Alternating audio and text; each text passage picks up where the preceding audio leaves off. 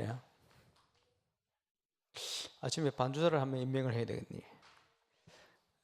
뭐 칠판을 우리 김동욱 주사님하고 장로님 옮기시는데 이라 집사님과 아침에 칠판 같이 옮겨주시고, 우리 장로님 찬송 준비를 바로 딱 하시면 더 좋겠다 싶습니다. 마태복음 임명합니다. 임명 칠판 담당. 마태복음 28장 18절에서 20절.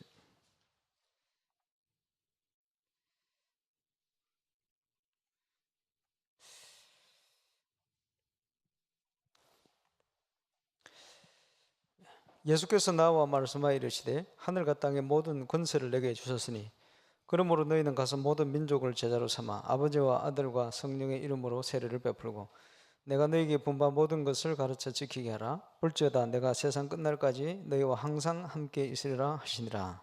아멘.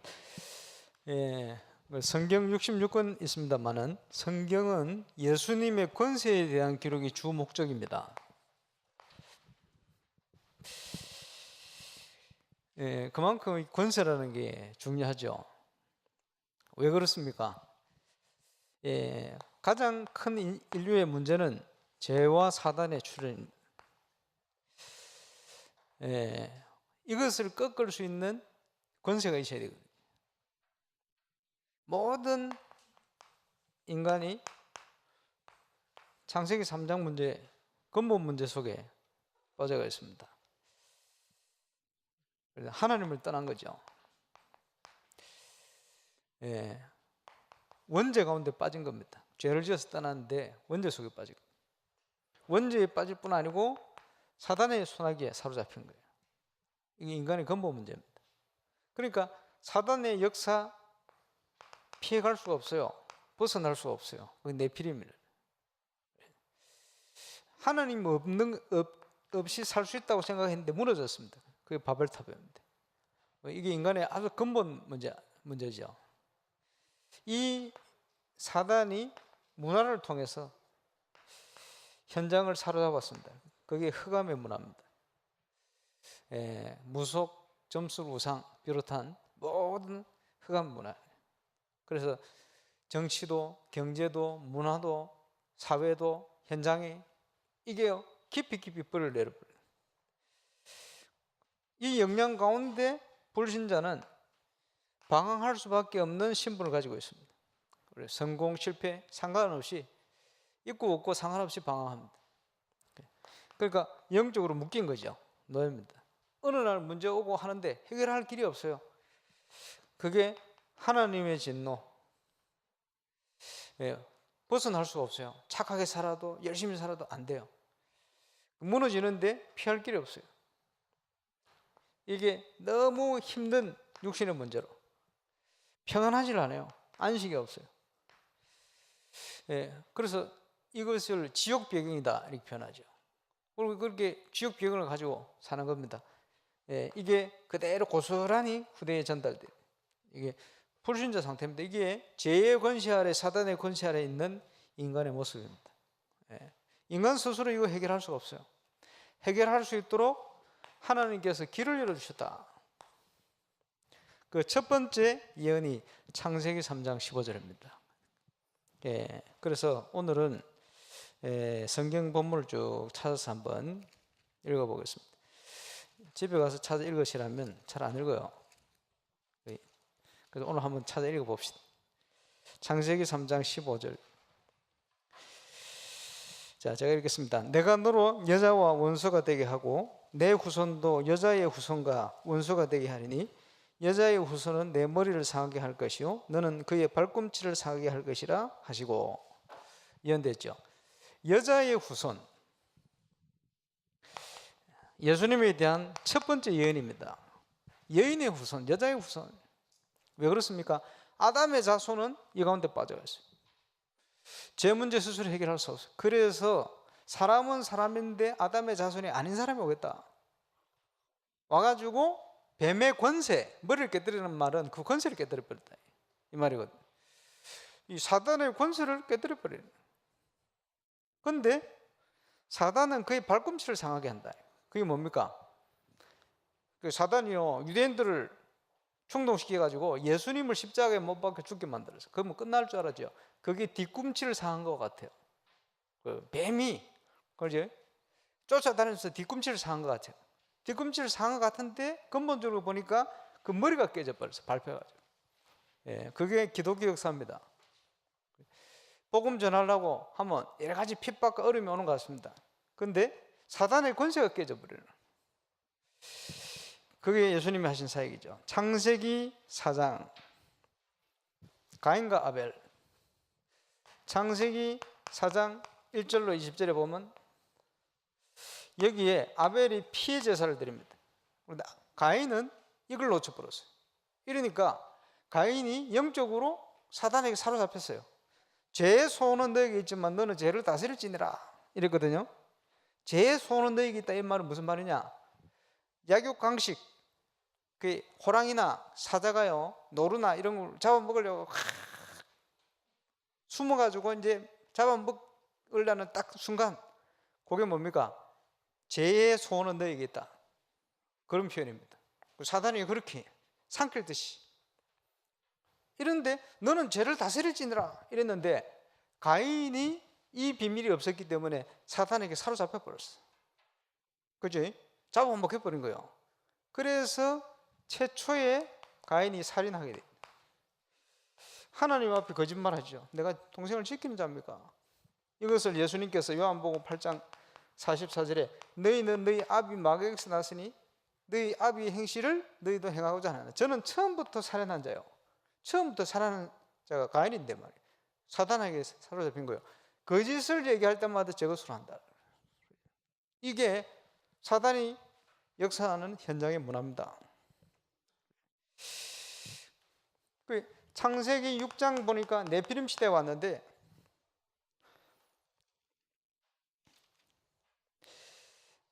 창세기 6장을 보시기 바랍니다.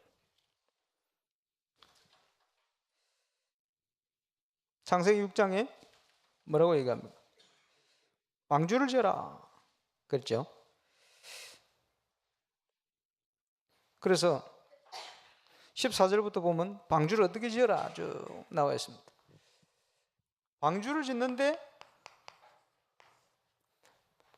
방주를 왜 짓느냐? 너를 위하여 너희 자손을 위하여 생명 보존을 위하여 방주를 지어라. 우리가 왜 예수 그리스도 증거하고 복음운동하냐? 우리 자신을 살리고 우리 후대를 살리고 많은 죽어가는 생명 살리기 위해서. 같은 사명이죠. 예수님이 오셔서 이를 방주도 예수님에 대해서 예표하는 겁니다. 그러면서 이 일을 절대 잊어버리지 마라. 그래서 새 절기를 정했는데 대표적인 절기가 6월절입니다. 어린 양의 피를 바를 때, 그지? 재앙의 신이 그걸 뛰어넘 6월에서 넘어간다. 우리는 우리의 죄값으로 죽어야 되는데 그리스도의 보혈의 공로로 인하여 하나님 우리를 어렵게 보시는 거예요. 바뀌어버렸어. 그 응답을 누리는 거죠. 이렇게 구약 성경에 계속 예수님에 대해서 예언을 했는데 신약에 와서 성취가 되었습니다. 그래서 요한 1서 3장 8절에 뭐라고 말씀합니까? 죄를 짓는 자는 마귀에게 속하나니. 이 인간의 죄 문제를 해결하지 못한 인간은 마귀에게 속하는 거예요. 우리가 예수 믿기 전에 우리 신분이 마귀에게 속해 있었어요. 운명에 묶여 있었어요. 마귀는 처음부터 범죄함이니라. 하나님의 아들이 나타나신 것은 마귀의 일을 멸하라 하심이라. 그렇죠? 예수님이 신약 성경에 와서 성취된 사건을 기록하는데 하나님의 아들이 이 땅에 오신 것은 마귀의 일을 멸하라 하심이라. 세상 권세, 마귀의 권세를 멸해버렸어요. 예수님이 참된 왕으로 오신 거죠. 요한복음 14장 6절 잘 아시겠습니다만 보시면요 뭐라고 말씀합니까? 예수께서 이르시되 내가 곧 길이요 진리요 생명이니 나로 말미암지 않고는 아버지께로 올 자가 없느니라. 예수님이 참 선지자가 되셔서 하나님 만나는 길을 열어버리신 겁니다. 베드로전서 3장 18절. 지금 성경을 계속 우리가 읽고 있기 때문에 이제 뭐 전체를 한번 보시겠습니다. 중요한 구절들이 나옵니다. 베드로전서 3장 18절. 그리스도께서 단번에 죄를 위하여 죽으사 의인으로서 불의한 자를 대신하셨으니 이는 우리를 하나님 앞으로 인도하려 하심이라. 육체로는 죽임을 당하시고 영으로는 살리심을 받으셨으니. 그리스도께서 단번에 끝내버렸어요. 이제는 더 이상 피제사를 통해서 하나님께 나아갈 필요 없어요. 왜냐? 예수님께서 단번에 한 번으로 끝내버렸어요. 의인으로서 죄인을 대신해버린 거예요. 얼마나 감사합니까? 그래서 구약 성경에 예수님이 그렇게 오셔서 피 흘려 죽을 것이라는 것을 구약 성경에 계속 예언하신 겁니다. 예언하신 대로 예수님이 오셔서 그것을 다 이뤄버렸습니다.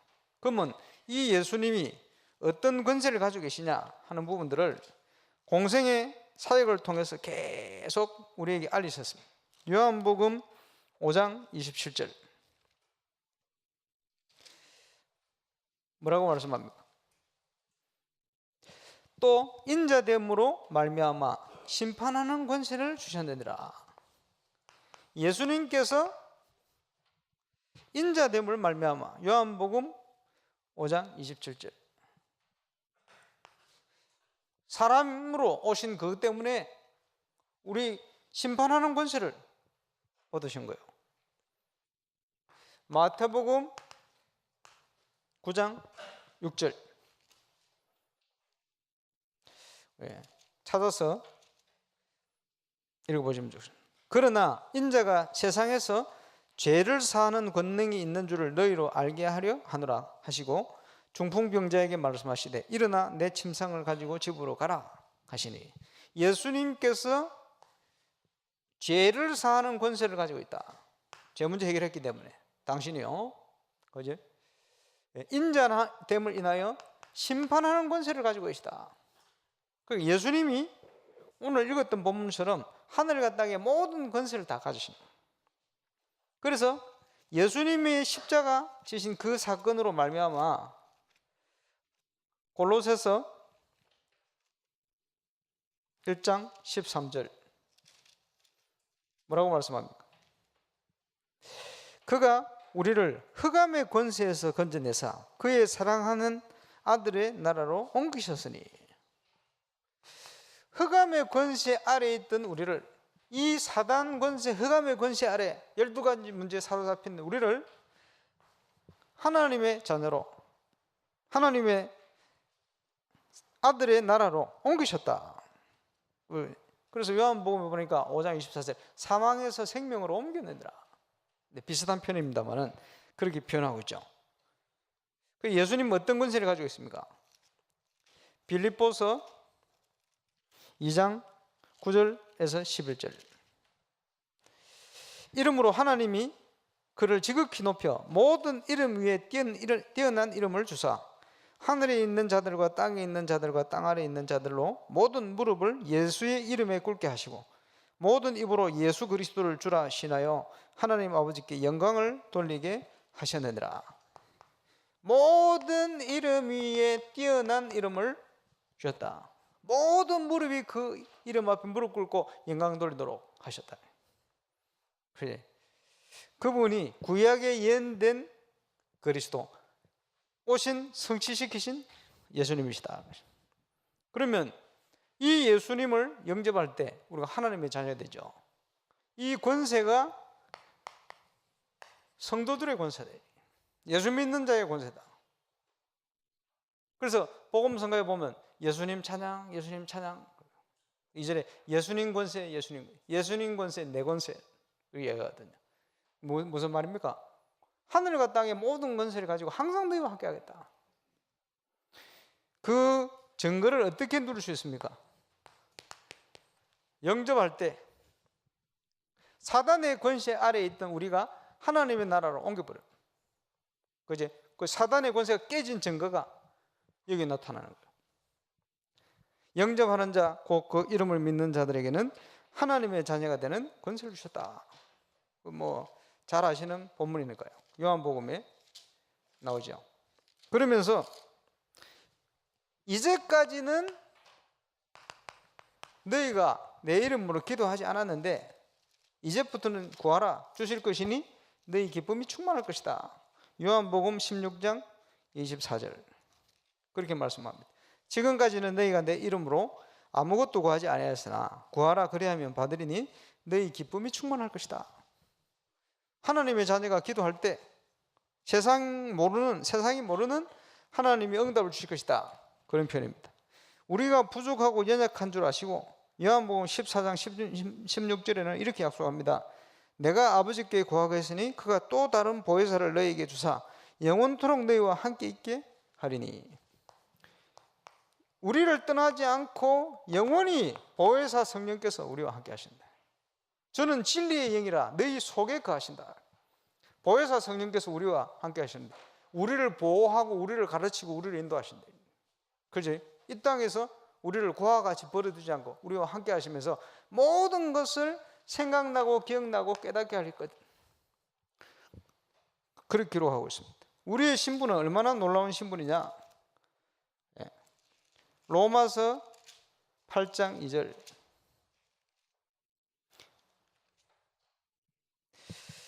8장 1절부터 보면요. 그러므로 이제 그리스도 예수 안에 있는 자에게는 결코 정죄함이 없나니 이는 그리스도 예수 안에 있는 생명의 성령의 법이 죄와 사망의 법에서 너를 해방하였음이라. 이게 죄와 사망의 법에 묶인 과거의 우리입니다. 그런데 예수 믿는 순간 우리 속에 생명의 성령께서 우리 속에 오심으로 이 생명의 성령의 법이 죄와 사망의 법에서 우리를 해방시켰다. 우리는 이 땅에 살지만 이 땅에 소속된 신분이 아니고 하늘의 백성, 해방된 백성이다. 그 축복을 우리가 누릴 수 있죠. 제자들은 처음에 관심이 딴 데 있었습니다마는 예수님께서 중요한 약속을 주신데 오직 성령이 너희에게 임하시면 너희가 권능을 받고 예루살렘과 온 유대와 사마리아와 땅끝까지 이르러 내 증인이 되리라 하시니라. 그 말은 증인이 되리라는 말은 증거를 주겠다 그런 말씀이죠.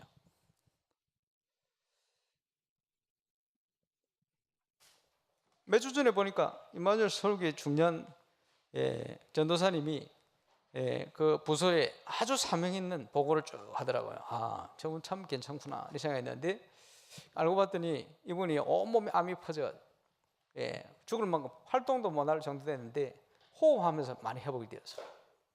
이래가지고 사명 있게 일을 하더라고요. 지난 주간에는 저는 굉장히 암이 2번이나 더 재발해가 3번 수술을 받았어요. 보통 암 3번 수술 받는다고 거의 죽는다 그러거든. 그런데 완전 살아났어요. 이래가 정인으로. 그래서 왜 저분이 암이 그렇게 좋은 걸, 암이 좋은 걸 싹 다 하는데 왜 저렇게 암이 걸릴까 생각해 봤더니 암을 치유하는 정인이 저렇게 돼야 된다. 자기가 의사지, 그 전문이지, 암에 대한 모든 좋은 걸 다 하지. 이런데 그것도 완전 3번 걸리면 불가능할 정도로 제일 심각한 부분을 다 갔는데 완전 살아나 버렸어. 왜 그러실까? 그게 그 아픈 사람들을 보면서요. 바누아투의 정치인들이 다 아파요. 그것 때문에 한국 오는 거거든. 왜 그럴까? 하나님께서 정인으로 세우려고요. 안 걸리는 사람, 우울증 걸리는 사람, 정신 너무너무 많아요. 그렇지? 왜 부르셨냐? 정인으로 세우려고. 증거 주려고. 예수님이 그 문제를 해결하시다. 그지? 그게 예수님의 권세입니다. 죄와 사망과 지옥 권세, 모든 질병 권세 다 끝내버렸어요. 예수님이 십자가 위에서 다 이루었다. 그 예수님의 권세의 축복을 오늘 최고로 누리는 저와 여러분 되시길 바랍니다. 기도하겠습니다. 하나님, 12가지 인생 문제에서 우리를 완전 해방케 하시고 주 예수 그리스도께서 우리와 함께 하심으로 하늘과 땅의 권세로 증인될 수 있도록 우리를 부르심을 감사를 드립니다. 어떤 문제 속에 있든지 이제 증인으로서는 중요한 시작이 시작될 수 있도록 축복하여 주옵소서. 주 예수 그리스도 이름으로 기도하옵나이다. 아멘. 유럽 집회 때가 유 목사님께서 그런 표현을 하시더라고요. 아까도 이제 얘기하셨는데 너무 자연 속에 있는데 왜 병들고 얼음 당하느냐? 자연 속에 아무리 있어도 호흡이 짧으면 그렇게 된대요. 그래서 오늘 호흡을 길게 편안하게 하시면서 이제 산소도 공급시키고 그죠? 여러 가지 안정권도 배출시키고 이걸 하면 그걸 해주면 몸이 조금씩 보이지 않게 조금씩 자꾸 살아난대요. 호흡이 짧으면 어떻게 되냐? 조금씩 계속 죽는데요. 표시 안 나게. 이게 모아져 버리니까 나중에 이제 큰 결과를 오게 되는 거예요. 오늘 영육간의 깊은 호흡 통해서 저와 여러분이 조금씩 회복되는 건강 오늘 많이 회복하시길 바랍니다.